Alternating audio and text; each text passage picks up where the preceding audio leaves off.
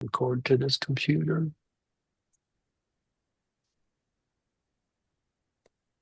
So I guess recording finally. Okay, hello everyone. This is Dr. Roger Paul, and tonight we are going to start a brand new paper, paper 139, the 12 Apostles. And this is a really interesting paper. It talks about all the 12 Apostles and everything.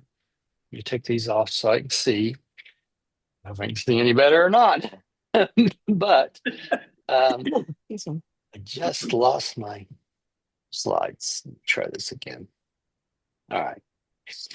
All right. So since I've got so much chaos going on, I'm going to let Diane start out tonight after I change this slide.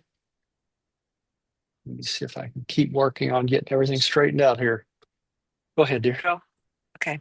It is eloquent testimony to the charm and righteousness of Jesus' earth life that although he repeatedly dashed to pieces the hopes of his apostles and tore to shreds their every ambition for personal exaltation, only one deserted him.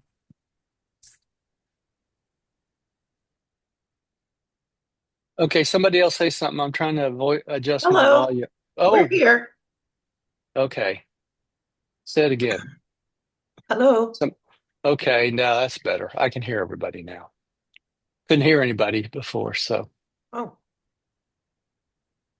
All right. So what they're saying here on this very first paragraph is even though Jesus basically cut down the apostles' concepts over and over and over again and dashed their hopes of being these great, wonderful revealers of truth that they didn't end up being, but he tried to get them back down to earth. So he kind of cut their ambition down. And out of all of this over time, only one deserted him, and we know who that is, right? Judas. Yes. All right. All right, let's go on to the next one. Gary, will you take the next one? Okay. The apostles learned from Jesus about the kingdom of heaven, and Jesus learned from them about the kingdom of men. Human nature as it lives on Urantia and on the other evolutionary worlds of time and space. These 12 can you okay? Yeah, you okay? Yeah, I'm okay. You can't hear You're him okay? at all? Lightly? Okay, hang on. I don't know where the volume on this thing is. Okay, go ahead and read, Gary. You start from the start? Yeah, if you would, is that better? Yeah, it'll be fine. The apostles learned from Jesus about the Good. kingdom of heaven. Can you hear me? Yes. And Sorry, Jesus everyone. learned from them about the kingdom of men. Human nature, as it lives on Urantia and on other evolutionary worlds of time and space. These 12 men represented many different types of men, temperament, and they had not been made alike by schooling.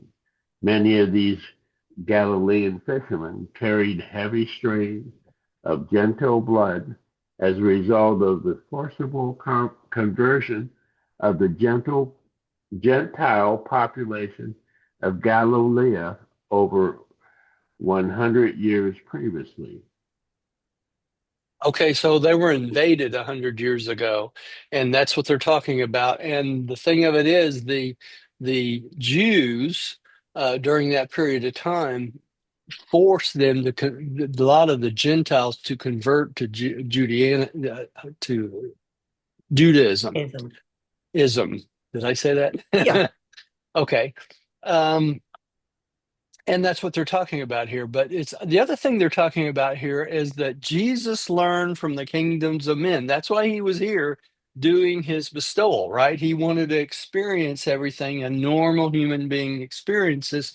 And since he learned from them, he taught them about the kingdoms of heaven, and including other planets and things like that. So the apostles were quite aware that Jesus was the God of many, many, many worlds, not just ours. Okay, so that's when I want to make a point. It says here on the evolutionary world in time and space, right? So they, even though they were all different, not alike in schooling, he tried to make them understand that there were many, many planets and many, many societies on these planets, and he was literally the God of all of these planets. All right, Pam, would you take the next one? Do not make the mistake of regarding the apostles as being altogether ignorant and unlearned. All of them, except the Alphaeus twins, were graduates of the synagogue schools, having been thoroughly trained in the Hebrew scriptures and in much of the current knowledge of that day.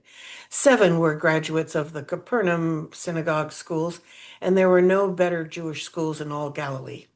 Okay, so they weren't totally uneducated. They had been taught the Torah in the synagogue schools, and they were just not learned as far as the priesthood was. Okay, so they did not take you could say graduate classes of the priesthood. They were all common people, so weren't required to do that. All right, so they were all pretty much graduates of some sort of synagogue school. All right. Rodney, I believe you're up next. Okay.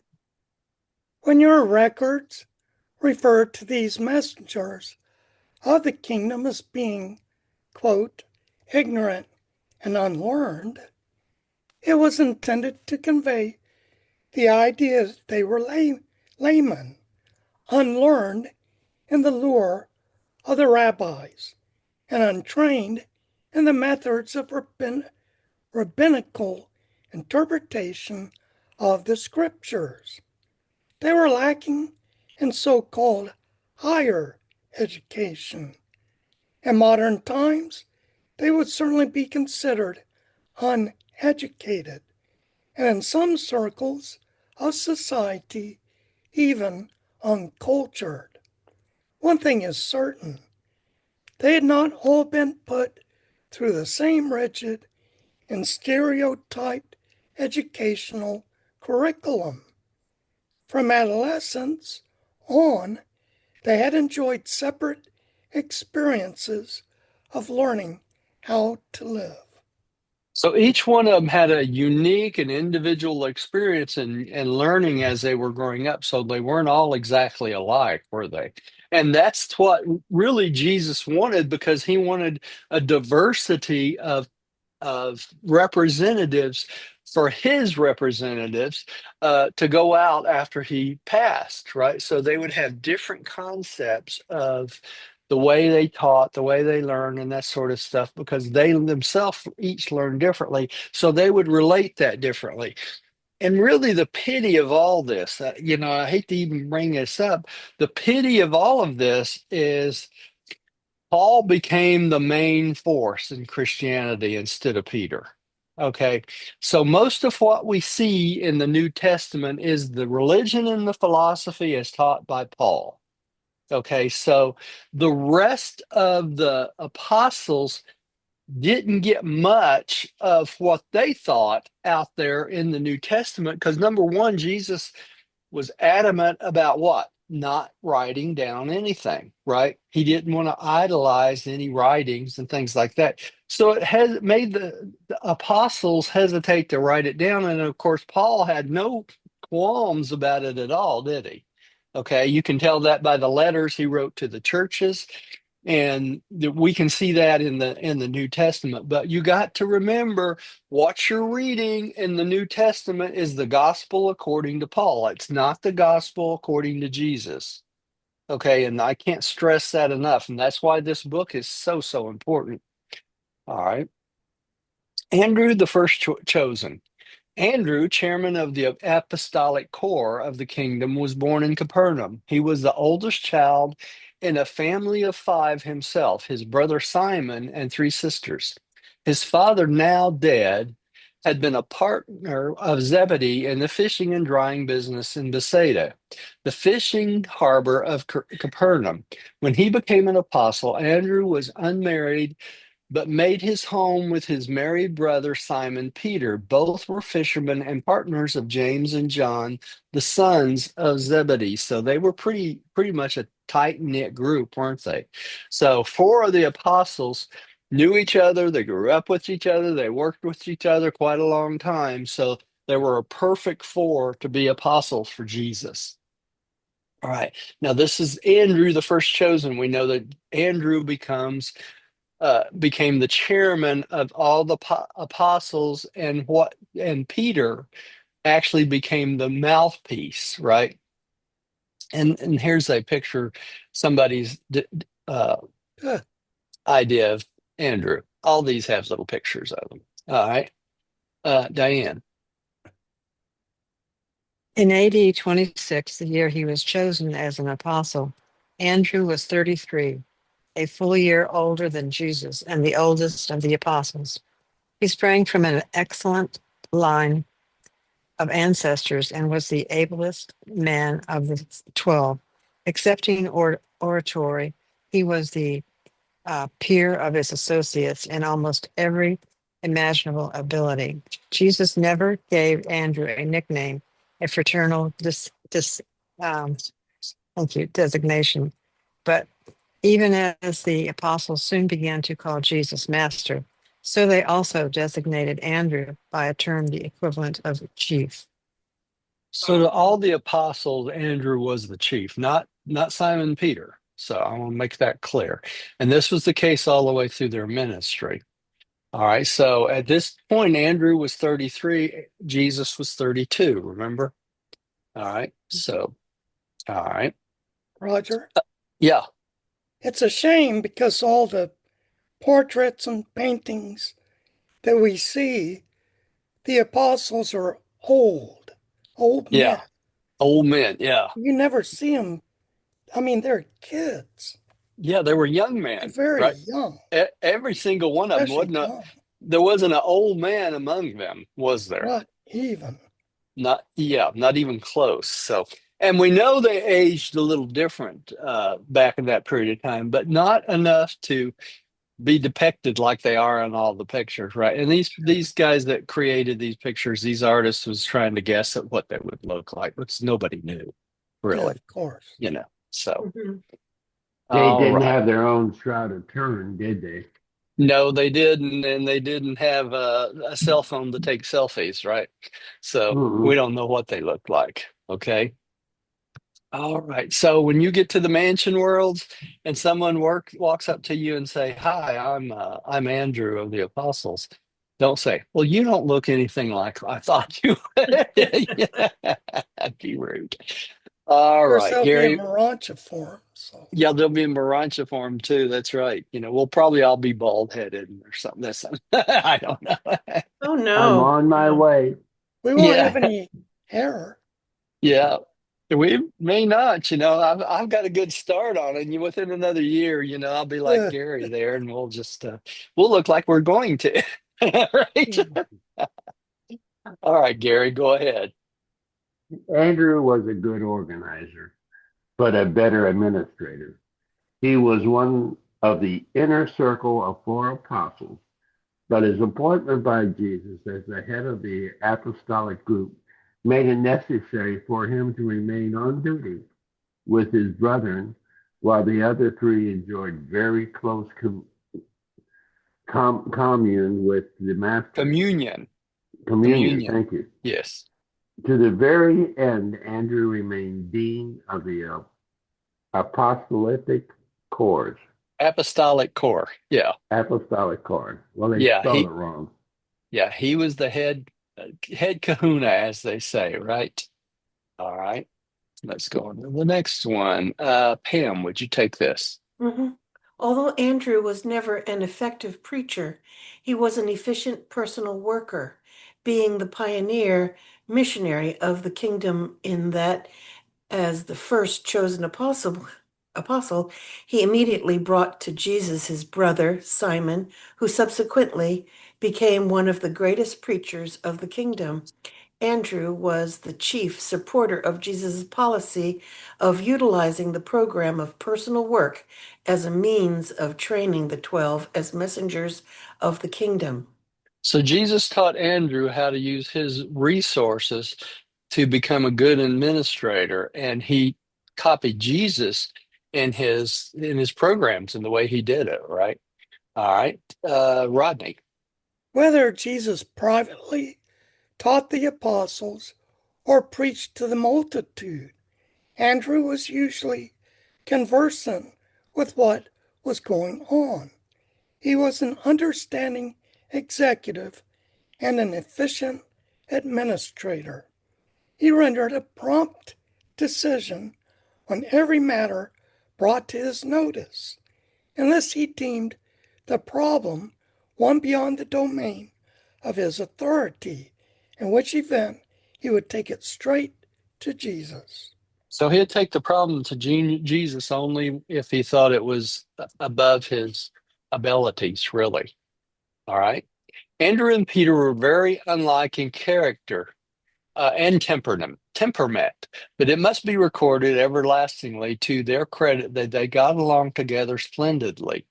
Andrew was never jealous of Peter's oratorical ability. Not often will an older brother of Andrew's type be observed exerting such a profound influence over a younger and talented brother. Andrew and Peter never seemed to be in the least jealous of each other's abilities or achievements. Late on the evening of the day of Pentecost, when largely through the energetic and inspiring preaching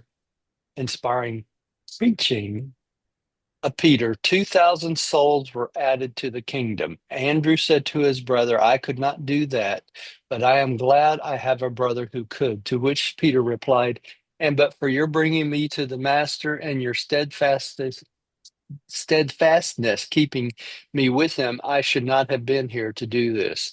Andrew and Peter were the exceptions to the rule, proving that even brothers can live together peaceably and work together effectively. Mhm. Just wonderful, isn't it? Yeah. What a great paragraph. And this is calling Peter and Andrew, supposedly. Okay. Mhm. All right, dear. After Pentecost, Peter was famous, but he never irritated the older Andrew to spend the rest of his life being introduced as Simon Peter's brother. That wouldn't be very good. This is Simon Peter's brother. This is Diane Paul's husband. Okay, Gary, would you? Oops, I skipped over one there. Would you take the next one? Okay. Of all the apostles, Andrew was the best judge of men. He knew that trouble was brewing in the hearts of Judas Iscariot, even when none of the others suspected that anything was wrong with their treasurer. But he told none of them his fears. Andrew's great service to the kingdom was in advising Peter, James, and John concerning the choice of the first missionaries who were sent out to proclaim the gospel, and also in counseling these early, early leaders about the organization of the administrative affairs of the kingdom. Andrew had a great gift for discovering the hidden resources and latent talents of young people. Now, remember, when they were sending out people to teach the gospel, during this period of time, this was almost a death sentence, because they would send people out. And of course, the Jews would kill them, the Romans would kill them, everyone that they could were against them. So to take up this cause and go out like these disciples did took a lot of courage. All right. But to remember, it's not like today. Just All right. blind faith. It is Blind faith. sort of Mhm. like today, put a MAGA hat on Oh yeah, and and go strolling around. that's true. It's like putting a a bullseye on your head, right? Shoot. Uh, okay, go ahead, Pam. Take this one. Very soon after Jesus' ascension on high, Andrew began the writing of a personal record of many of the sayings and doings of his departed master. After Andrew's death, other copies of this private record were made and circulated freely among the early teachers of the Christian church. These informal notes of Andrew's were subsequently edited, amended, altered, and added to until they made up a fairly consecutive narrative of the Master's life on earth. The last of these few altered and amended copies were destroyed by fire at Alexandria about 100 years after the original was written by the first chosen of the 12 apostles. Okay, so Andrew had a private record for his own memory of what happened, and it was around for quite a long time. It'd be interesting if someone found one of these old records of Andrew's gospel, you want to call it that, because it would straighten out a lot of the things in the New Testament, wouldn't it? Because it'd be straight from the horse's mouth.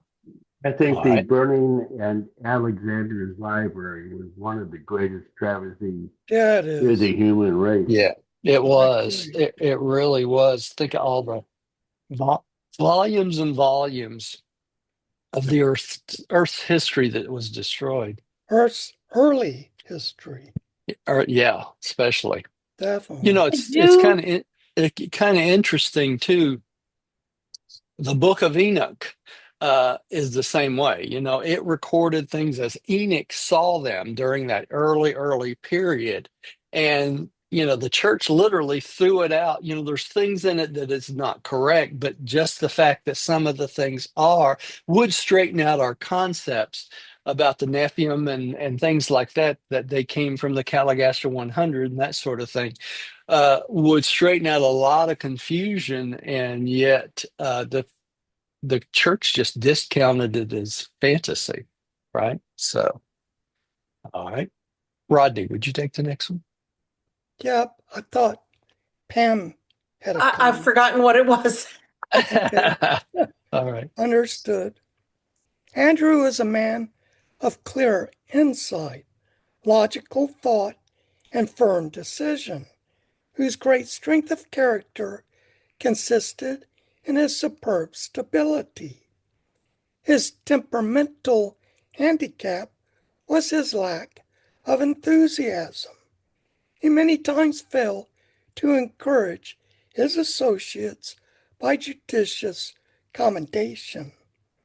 And this reticence to praise the worthy accomplishments of his friends grew out of his abhorrence of flattery and insincerity.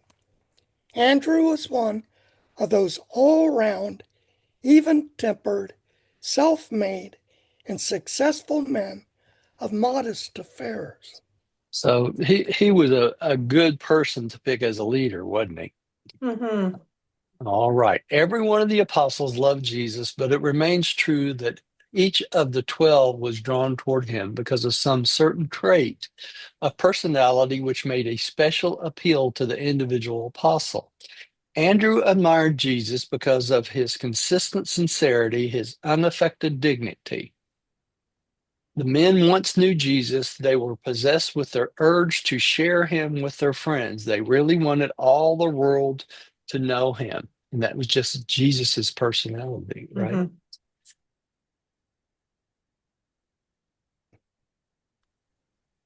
When the latter persecutions finally scattered the apostles from Jerusalem, Andrew journeyed through Armenia, Asia Minor, and Macedonia, and after bringing many thousands into the kingdom, was finally apprehended and crucified in Petrae in Achaia. It was 2 full days before this robust man expired on the cross, and throughout their tragic hours, he continued effectively to proclaim the glad tidings of the salvation of the kingdom of heaven.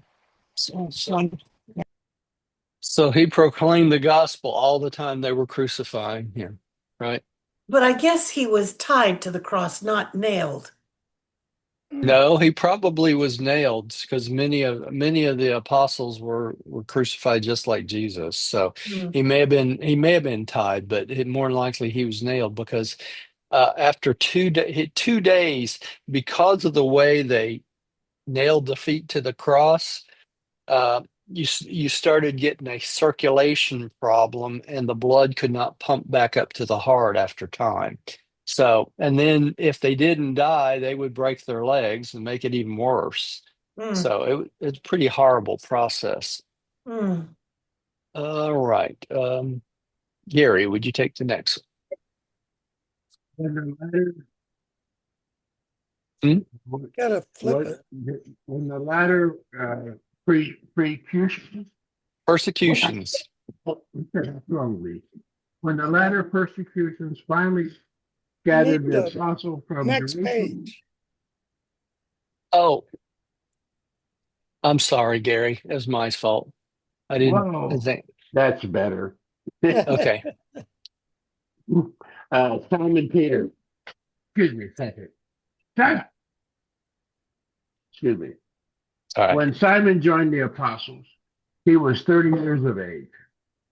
He was married, had 3 children, and lived at Bethsaida, Bethsaida. Yes, near right. near. Capernaum. Thank you. Capernaum. Yeah, that's what you said. Yeah. His brother Andrew and his wife's mother lived with them. Both Peter and Andrew were fisher partners of the sons of Zebedee.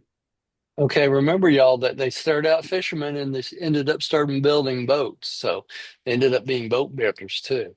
Mhm. All right. Pam, would you take the next one? Mm. The master had known Simon for some time before Andrew presented him as the second of the apostles. When Jesus gave Simon the name Peter, he did it with a smile. It was to be a sort of nickname. Simon was well known to all his friends as an erratic and impulsive fellow. True, later on, Jesus did attach a new and significant import to this lightly bestowed nickname. I have never understood this because maybe there was something, excuse me, about the name Peter that we don't understand because I, Uh-huh. I don't see the significance of this, to be honest. Hmm. You know, maybe there's something in the Jewish religion that indicates the name Peter was a certain way or something, but it's beyond my understanding. So, Hmm. all right. Simon Peter was a man of impulse, an optimist. He had grown up permitting himself freely to indulge strong feelings. He was constantly getting into difficulties because of his pers- because he persisted in speaking without thinking.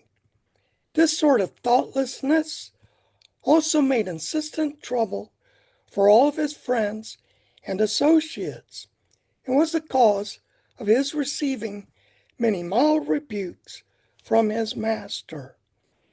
The only reason Peter did not get into more trouble because of his thoughtless speaking was that he very early learned to talk over many of his plans and schemes with his brother, Andrew, before he ventured to make public proposals. That probably saved What? him a lot of trouble over time, right? Yeah. All right. Peter was a fluent speaker, eloquent and dramatic. He was also a natural and an inspirational leader of men, a quick thinker, but not a deep reasoner. He asked many questions, more than all the apostles put together, and while the majority of these questions were good and relevant, many of them were thoughtless and foolish. Hmm. Peter did not have a deep mind, but he knew his mind fairly well.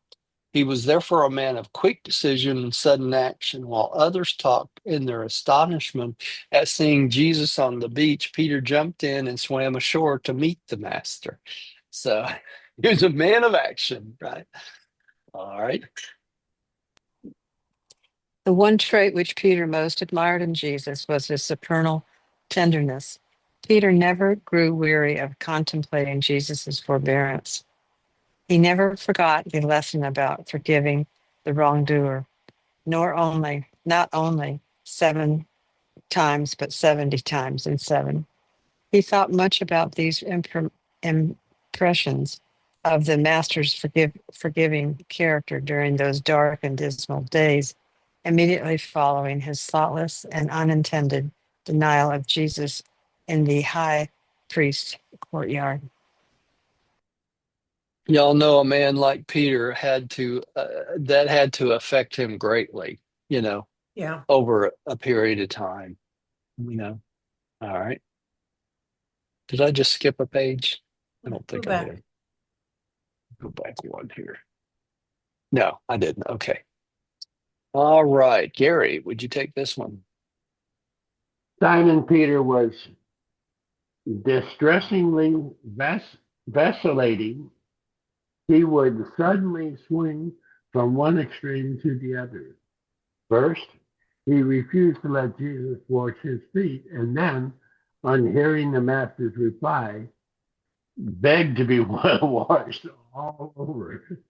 But after all, Jesus knew that Peter's faults were of the head and not of the heart. He was one of the most inexplicable, I can't say that word. Inexplicable. Thank you. Combinations of courage and cowardice that ever lived on earth. His great strength of character was loyalty, friendship. Peter really and truly loved Jesus. And yet, despite this towering strength of devotion, he was so unstable and inconsistent that he permitted a servant girl to tease him into denying his Lord and Master. Peter could withstand persecution and any other form of direct assault, but he withered and shrank before ridicule. He was a brave soldier when facing a frontal attack, but he was a fear-cringing coward when surprised with an assault from the rear. Boy, they know these people inside out, don't they? Right. Mm-hmm. All right. Pam, would you take the next one? Peter was the first of Jesus' apostles to come forward to defend the work of Philip among the Samaritans and Paul among the Gentiles. Yet later on at Antioch, he reversed himself when confronted by ridiculing Judaizers. Judaizers. Huh? Judaizers. Judaizers. Temporarily withdrawing from the Gentiles, only to bring down upon his head the fearless denunciation of Paul. All right. No one wanted to get on Paul's bad side, did they? So he had free reign on everything. Rodney, would I you take wonder the next one? why. Because he was such a forceful and, in other words, he was such a overwhelming, forceful person. Mm, So he's the kind of person that when he walks in a room, everybody's afraid to say anything because they're afraid of the wrath of Paul. you mm. know, type type person. So, all right, So, Rodney. Yeah, Roger, you asked why Jesus changed his name, gave him the nickname Peter. yeah, Just for the heck of it, I looked up the definition of Peter. yeah. And what does it say? To become exhausted, to run out, to fail. Used generally with out. In other words, Peter out. You become Peter. exhausted. Yeah, He was probably exhausting to be around. probably so. Right. He was the first one of the apostles to make wholehearted confession of Jesus' combined humanity and divinity, and the first, save Judas, to deny him.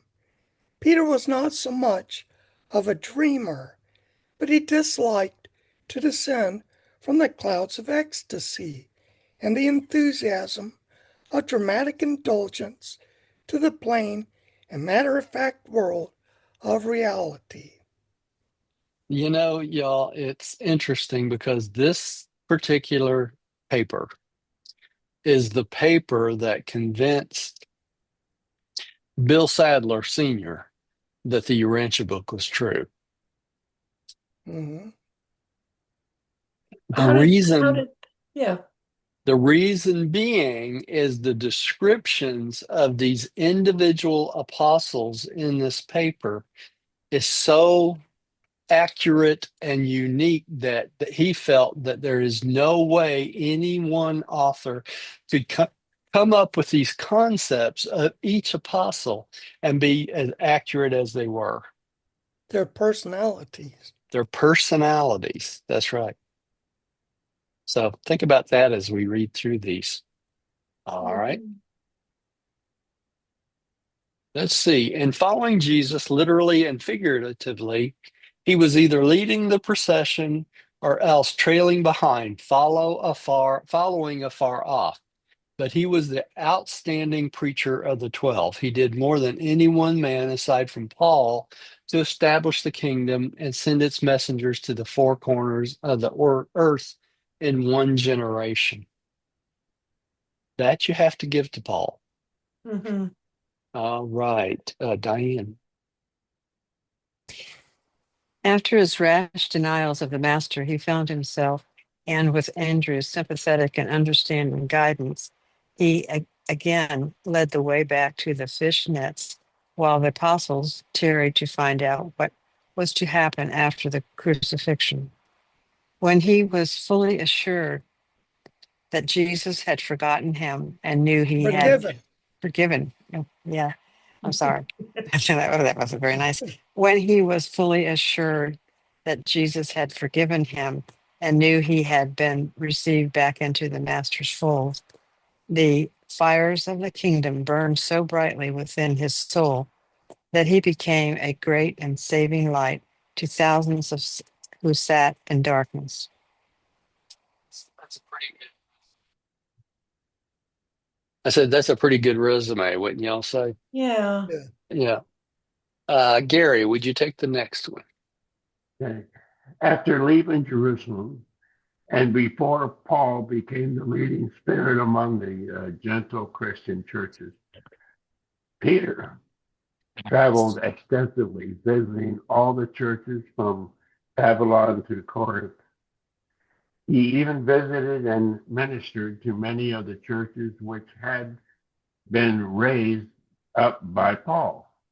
Although Peter and Paul, sounds like a song group, although Peter and Paul differed much in temperament and education, even in theology, they worked together harmoniously for the upbuilding of the churches during their earlier years. I have a question. Yeah, go ahead. How could the Christians have a church?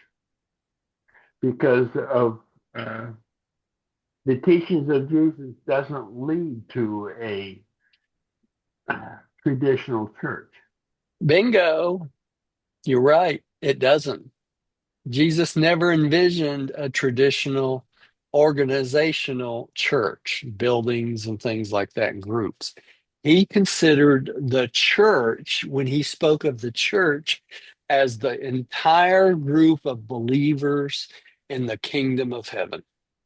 It's a group of people who believe similarly, and it has no structural or organizational Right. uh, The last thing in the structure. world Jesus would have wanted is a organization with priests and things like that it turned into with the Catholic Church. And that's really started, the churches we're talking about during this period of time were just loose organizations of believers in different areas, like study groups. That's really what they were, all right, about Jesus. And So we what are happened, more like his church than churches. yes. This is a church. This is a church, if you think about it. When we, back in 2012,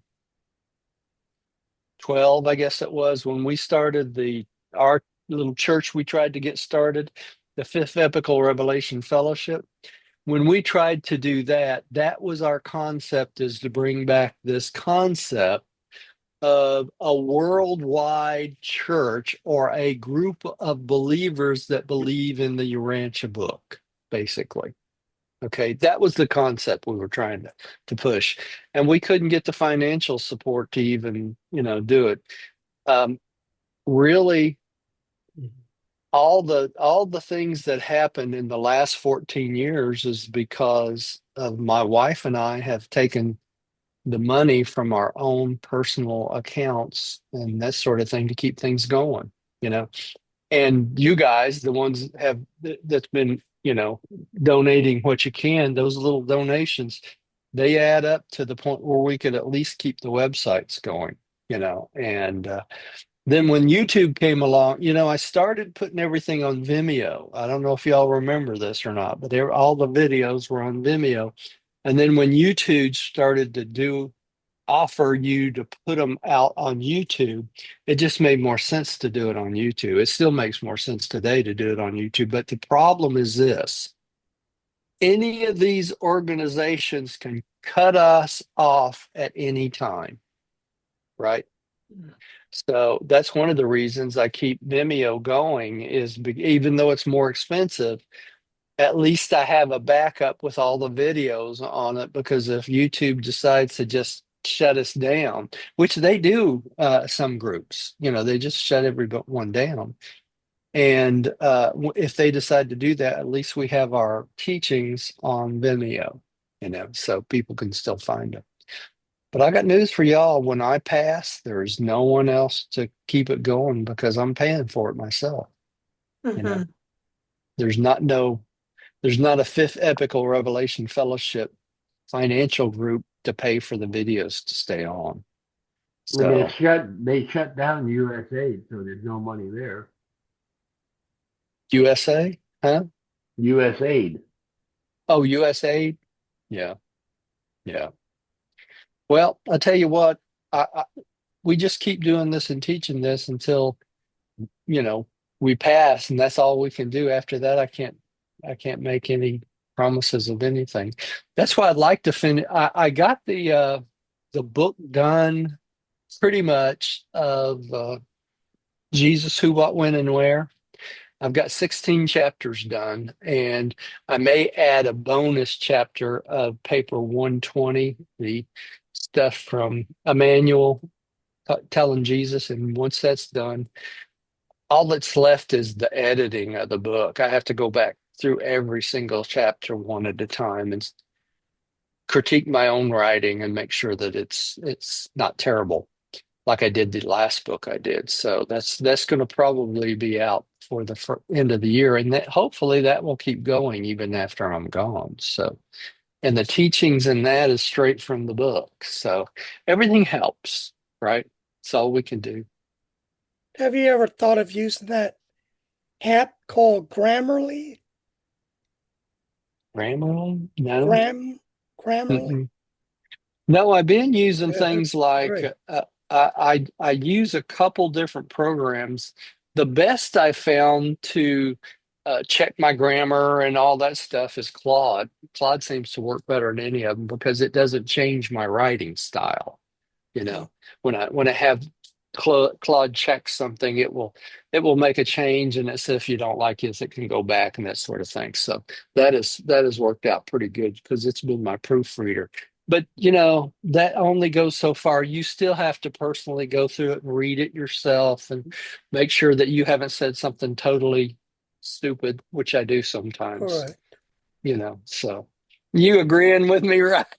Oh, Yeah. that is good to reread your It own is. stuff. Read and reread. The last one I had to read about 6 times before I got it the way I wanted it. So, uh, okay.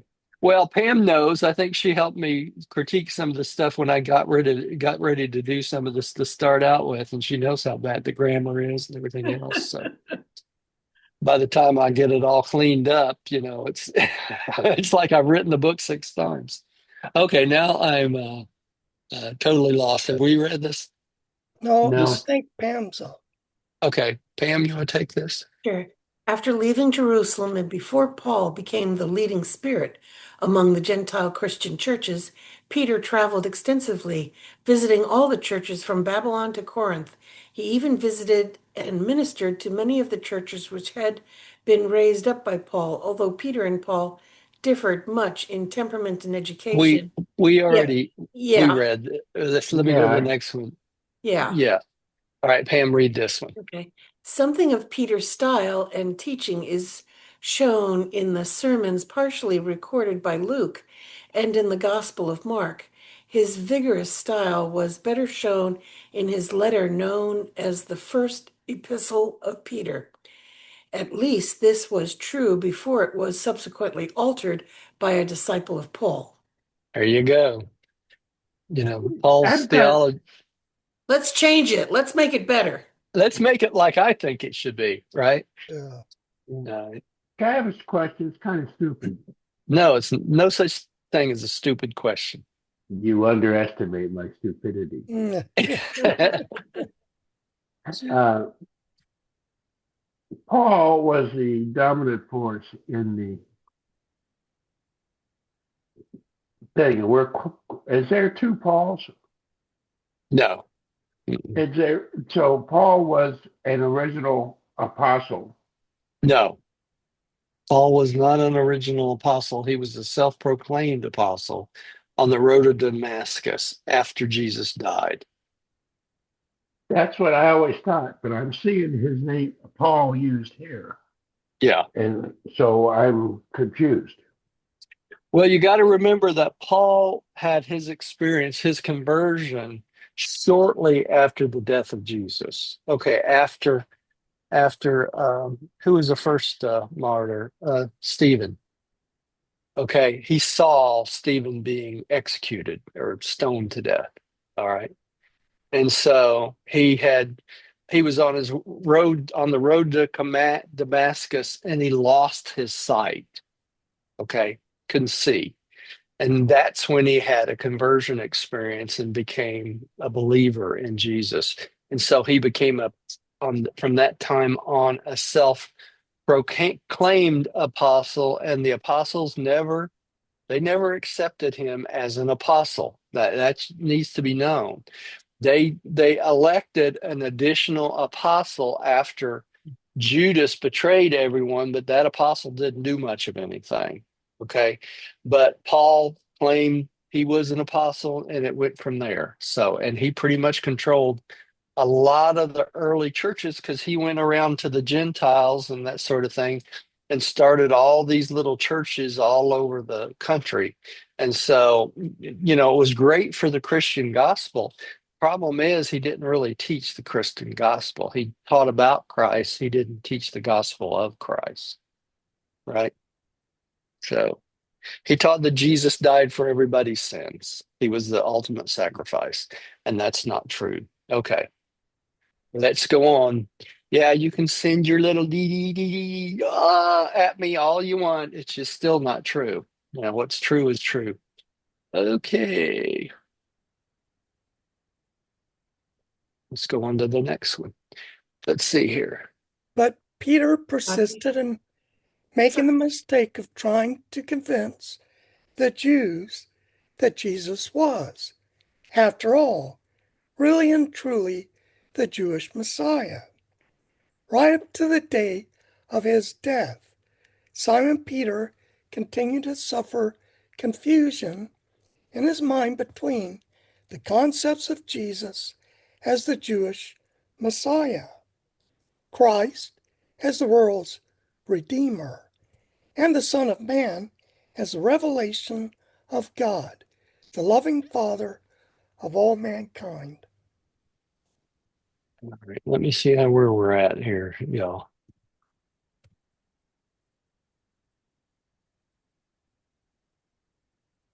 We're out of time, so we're going to have to stop here. All right, y'all. Did we finish Peter? Huh?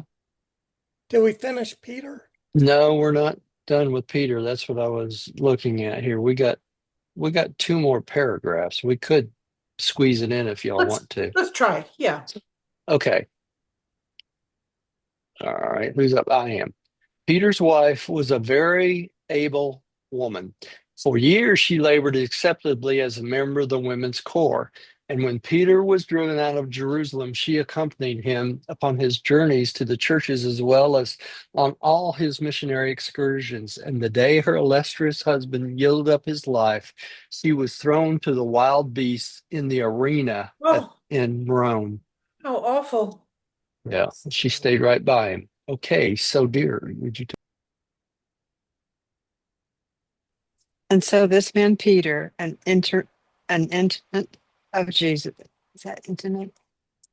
Intimate of Jesus, one of the inner circle, went forth from Jerusalem proclaiming the glad tidings of the kingdom with power and glory until the fullness of his ministry had been accomplished. And he regarded himself as the recipient of high honors when his captors informed him that he must die as his master had died on the cross. And thus was Simon Peter crucified in Rome. Yeah. Yep. Okay, next time we'll take up James Zebedee. Right, Very y'all? interesting. Yeah. Let's see here. Let me share the prayer. Okay. Sam, would you like to do the prayer for us tonight? Sure. Prayer of acceptance. I believe that God is my paradise Father, and that only by faith am I saved. No sacrifice is necessary. By this same faith, I became a child of God, and know that all men and women are my brothers and sisters. We know the Son of God, the sovereign of our universe of Nebadon, as Christ Michael, Jesus of Nazareth. By allowing the will of God to become my will, I will someday stand in the presence of the Paradise Father. In the name of Christ Michael, Jesus of Nazareth, Amen. Amen. And thank y'all for joining us tonight out there, everybody that joined us tonight. Sorry for the technical problems. In the beginning, I had to swap out my microphone this week because it conked out on me.